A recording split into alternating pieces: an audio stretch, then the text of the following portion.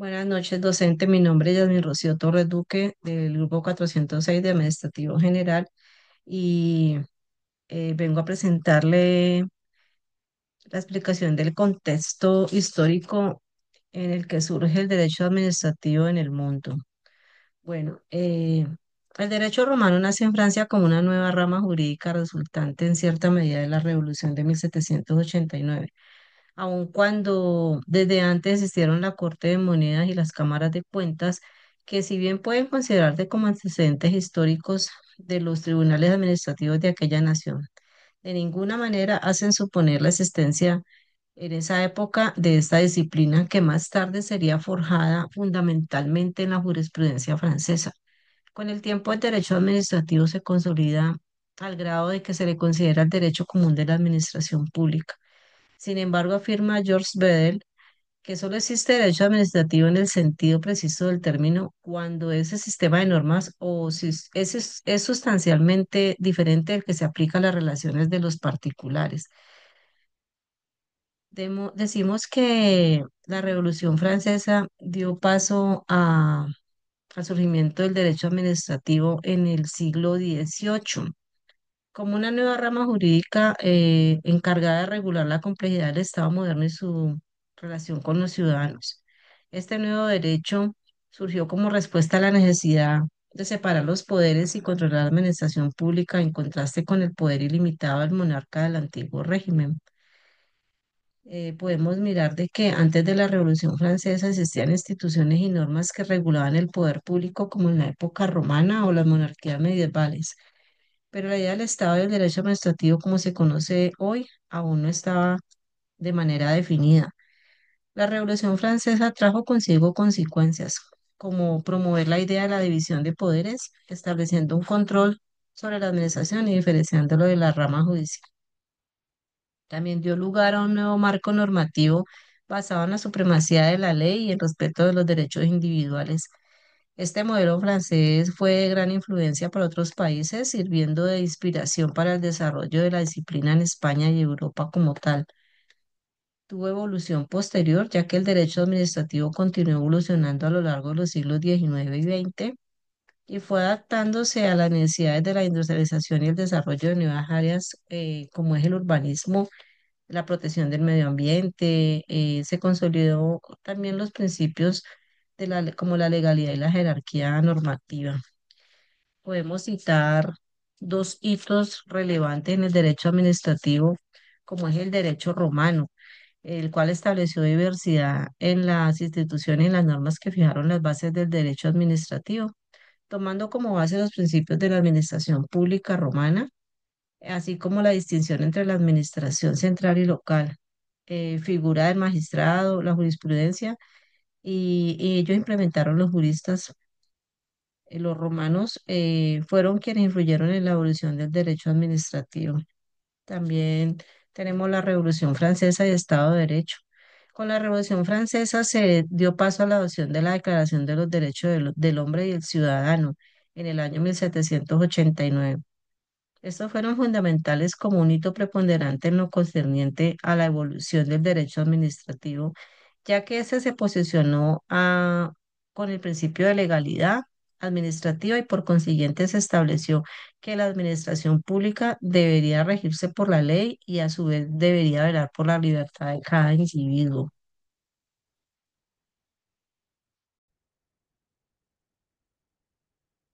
Podemos identificar dos antecedentes relevantes del derecho administrativo en Colombia antes de la Constitución de 1886. Tenemos la Constitución de Río Negro de 1863, la cual estableció un modelo del Estado federal y descentralizado oficialmente nombrado Estados Unidos de Colombia.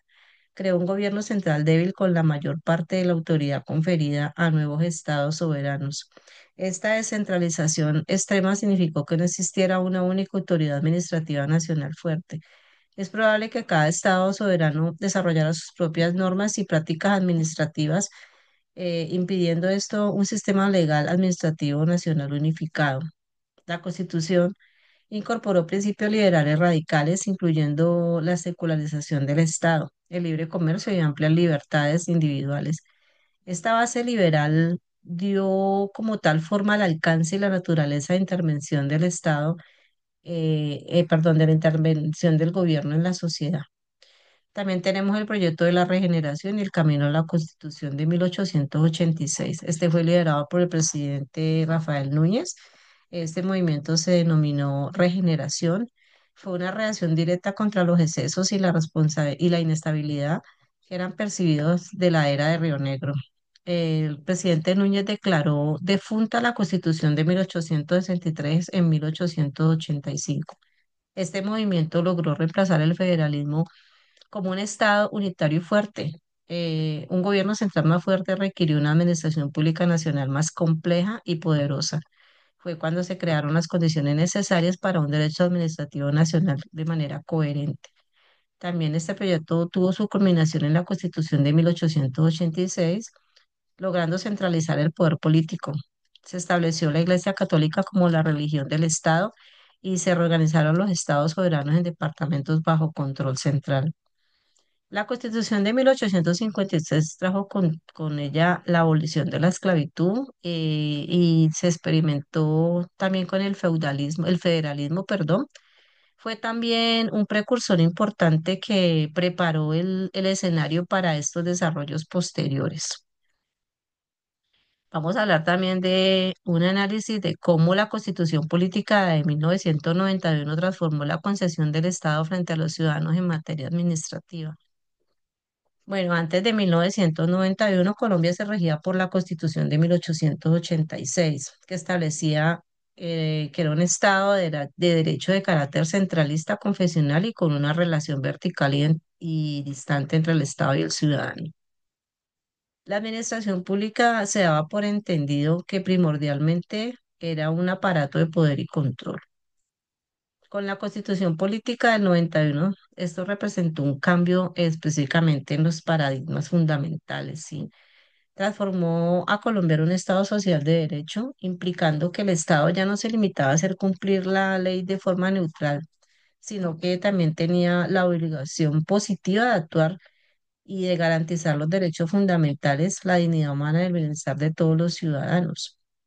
Esto trajo unas transformaciones principales en materia administrativa, como fue pasar del Estado de Derecho al Estado Social de Derecho. La administración pública dejó de ser un simple ejecutor de la ley para convertirse en un instrumento al servicio de los fines sociales del Estado. Su función ahora radica en garantizar derechos como son la salud, la educación, el trabajo y también procurar tener un medio ambiente sano. Hablamos también de la participación ciudadana.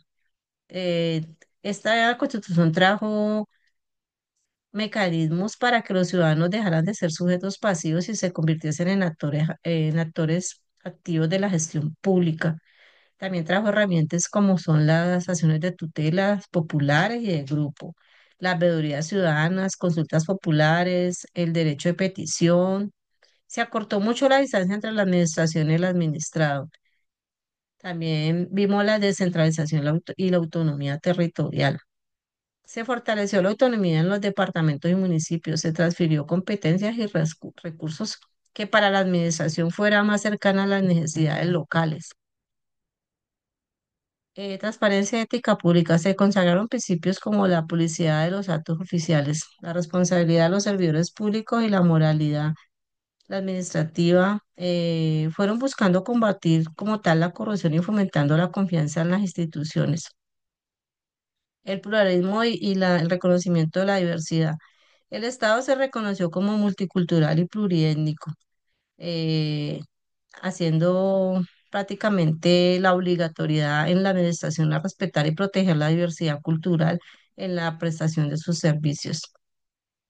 Citaremos el artículo 2 de la Constitución Política de Colombia, en el cual nos habla de que son fines esenciales del Estado servir a la comunidad, promover la prosperidad y generar y garantizar la efectividad de los principios, derechos y deberes consagrados en la Constitución, facilitar la participación de todos en las decisiones que los afectan en la vida económica, política, administrativa y cultural de la nación, defender la independencia nacional, mantener la integridad territorial y asegurar la convivencia pacífica y la vigencia de un orden justo.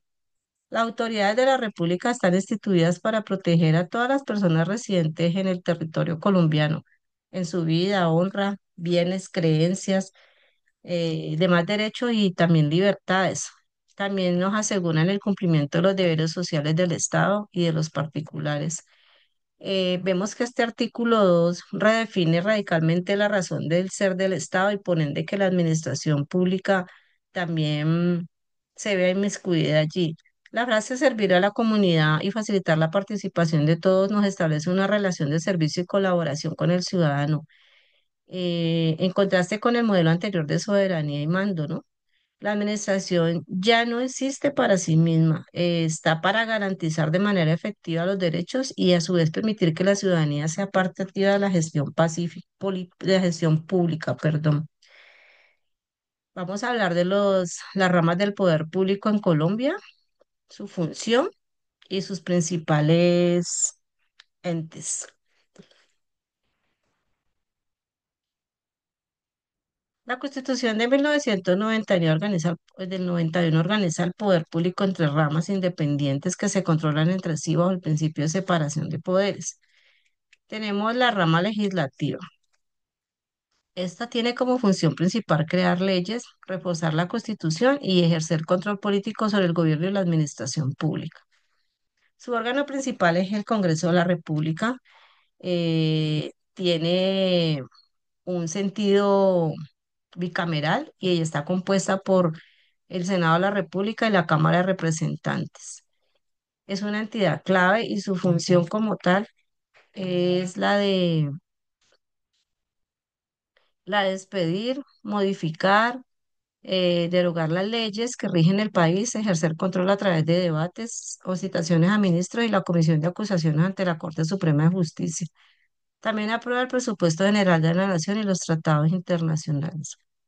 En la rama ejecutiva tenemos que su función principal es rediseñar, dirigir y ejecutar la política del Estado, administrar los recursos públicos y por tanto garantizar la prestación de los mismos.